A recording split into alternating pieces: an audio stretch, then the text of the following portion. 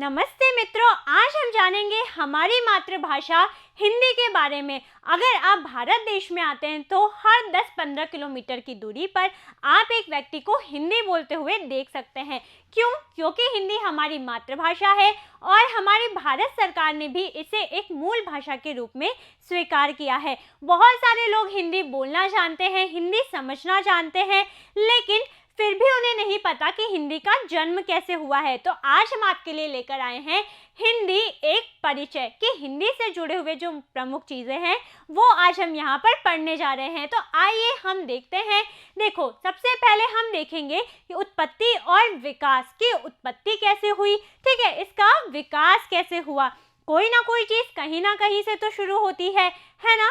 हमारा भी कहीं ना कहीं से जन्म होता है, लेकिन हिंदी का जन्म कैसे हुआ? सबसे पहले आई थी आर्य भाषा, ठीक है। आर्यों की जो भाषा थी वह थी वैदिक संस्कृत। अब हर किसी को संस्कृत बोलना इतना आसान नहीं लगता था, ठीक है।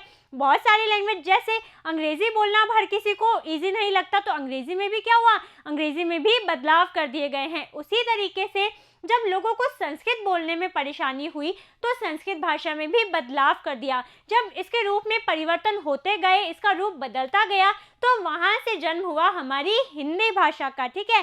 तो संस्कृत की उत्पत्ति किससे मानी जाती है? संस्कृत भाषा से हमारी हिंदी की उत्पत्ति मानी जाती है।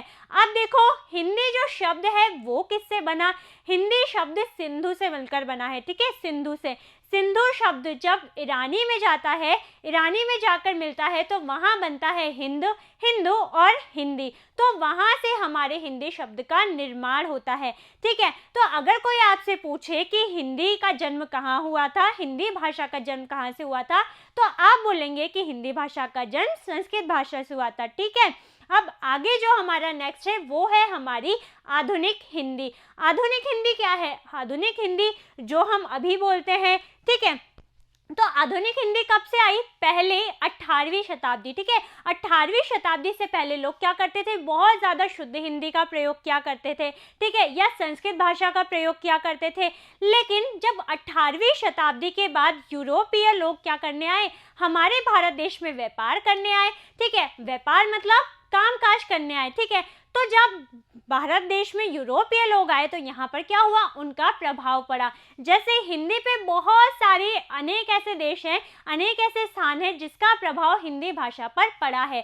तो इसी तरीके से जब यूरोपीय लोग भारत में व्यापार करने आते हैं तो उनका प्रभाव हमारी हिंदी पे पड़ जाता है, ठीक है। और हमारी हिंदी कैसी हो जाती है? आधुनिक हिंदी, ठीक है, आधुनिक हिंदी हो जाती है।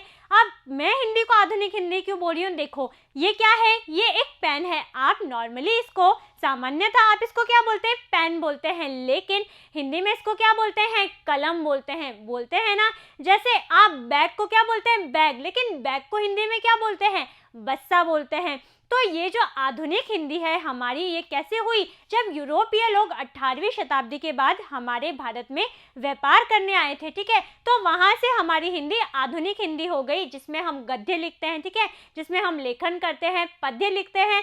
तो ये सारी हमारी आधुनिक हिंदी के अंदर आती है। अगला टॉपिक है हमारा भारतीय संविधान में हिंदी, ठीक है। हिंदी अब काफ़ी समय से हिंदी चल रही थी, लेकिन हमारे भारतीय संविधान ने हिंदी को कब स्वीकारा ये हमें देखना है, ठीक है। देखो, 14 सितंबर 1949 को भारतीय संविधान में हिंदी को क्या घोषित किया गया? हिंदी को स्वीकार कर लिया गया और हिंदी को हमारी मातृभाषा माना गया, ठीक है।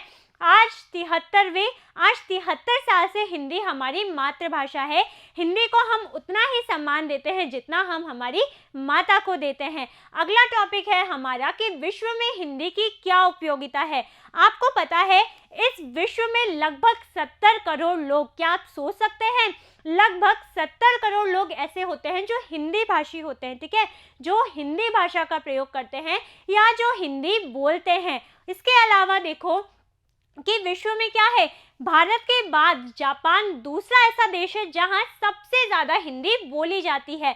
पहले तो क्या था, लोग हिंदी को इतनी वैल्यू नहीं देते थे, लेकिन अब बहुत सारी ऐसी जगह है जहाँ पर हिंदी को इम्पोर्टेंस दी जा रही है, ठीक है।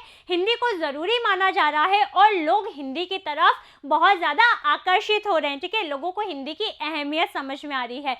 जैसे रशिया जो है वो एक ऐसा देश है जो सबसे ज़्यादा हमारी जो भारतीय संस्कृति है, हमारी हिंदी भाषा है, उसकी तरफ आकर्षित हो रहा है, ठीक है। सबसे ज़्यादा रशिया हो रहा है। इसके अलावा देखो कौन से ऐसे देश है जहाँ पर हिंदी बोला जाता है। नेपाल हो गया, म्यांमार हो गया, श्रीलंका हो गया, ठीक है, कनाडा हो गया, दक्षिण कोरिया हो गया, तो दक्षिण अफ्रीका हो गया। तो ऐसी बहुत सारी जगह है जहाँ पर हिंदी बोलने वाले काफ़ी ज़्यादा लोग रहते हैं। क्यों? क्योंकि सबको हिंदी अब बहुत ज़्यादा अच्छी लगने लगी है।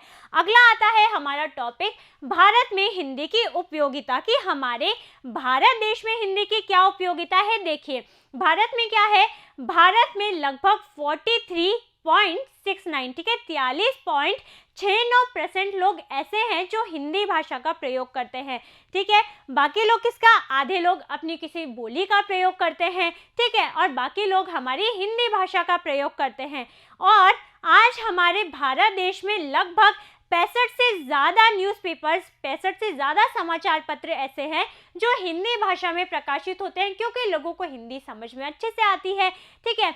और साथ में यहाँ पर 34 से ज़्यादा ऐसे चैनल हैं, न्यूज़ चैनल्स या समाचार चैनल, जो क्या हैं, जो हिंदी में प्रकाशित होते हैं। तो आज हिंदी हमारे लिए इतनी ज़्यादा इम्पोर्टेंट हो गई है, इतनी ज़्यादा महत्वपूर्ण हो गई है, और साथ साथ अब भारत देश के बाहर भी लोग क्या कर रहे हैं, हिंदी को समझ रहे हैं। भारत में जो भाषा है, जो प्रमुख भाषा है हमारी हिंदी, उसकी उपयोगिता को समझ रहे हैं, ठीक है।